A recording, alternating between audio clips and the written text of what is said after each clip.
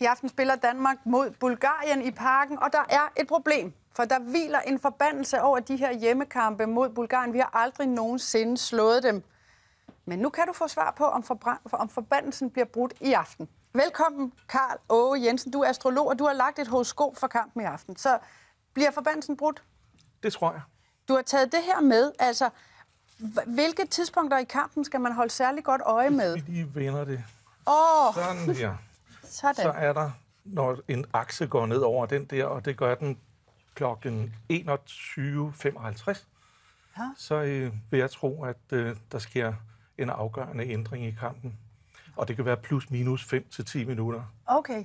Og der skal vi altså være meget disciplineret, og så spille grundspillet, og så simpelthen en overraskelse igennem til, og så er der mål. Godt.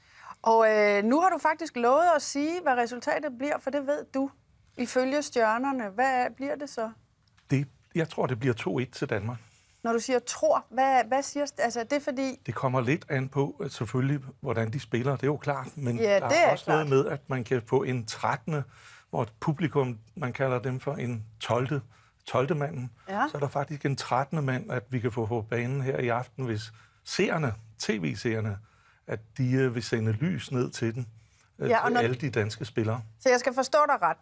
2-1, det bliver kampens resultat. Hvis nu alle, både på stadion og hjemme ved fjernsynsskærmene, gør det, jeg vil spørge dig om, hvad de skal gøre lige om lidt, kan den så blive endnu bedre til Danmark? Så kan det blive et ekstra mål.